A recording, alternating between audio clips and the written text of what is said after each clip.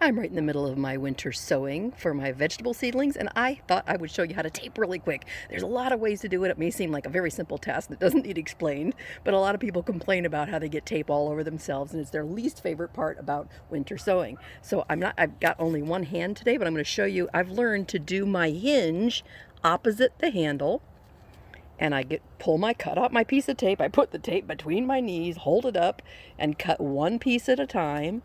And then I stick my tape opposite the hinge. And then I flip it. As I said, I only have one hand. And then I just run it back along one side. And then I run it back along. And sometimes it'll go crooked like that. See how it's going crooked? So I just crinkle it up. And I know that some of you would be so offended by that. Because I don't care. As long as it's got that seam closed, that's all I care about. So that, in a quick nutshell, is how I do my taping. And it is better to do full tape. I have tried partial tape. I have tried everything. There are people out there trying to stick the top in the bottom and not even have any closure, or some people punch a hole and try and pull them together.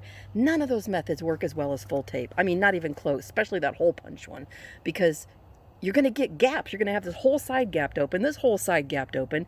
Insects are going to get in. Wind's going to get in. You don't get your condensation and your warm, moist greenhouse effect by having this gapped open all the time. Unless you're doing like jug sowing off winter in very hot climates, you could do maybe partial tape, but that is very rare. Everybody in cold country and snow country, you need to do full tape. And people complain, I try to be sensitive. I don't want to spend the money on full tape. Nobody does.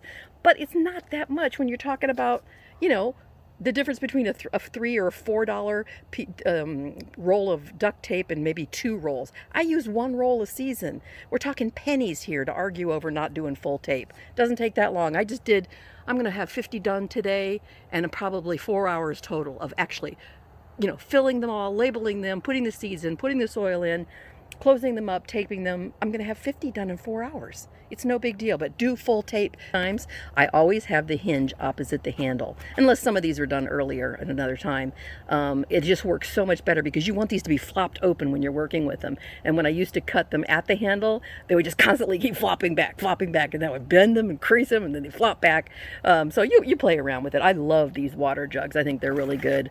They stay open really well. They're nice and solid, and they last really a long time. Of course, we don't buy things ever to get plastic. We don't waste plastic to get plastic. We only use things we already used, and we had bad water out here. And so we always buy bottled water until we get a water system. So this is a definite need for us. We're not wasting plastic. We want to try and be conscious and only use that which has already been used and thrown out and is going to go to the dump, but we're making good out of it. So make sure you go down in the bottom and tell us how you tape. Are you going to do winter sowing? Are you in a hot or a cold climate? And what do you think of this? You grow little seedlings in there. I can grow 6, 8, 9, 10 seedlings in there, which in my store are $4.50 at Home Depot for organic. And my health food store this week, I saw them, they were $7.58 for 1 organic seedling. Okay, I could grow 10 of them in here.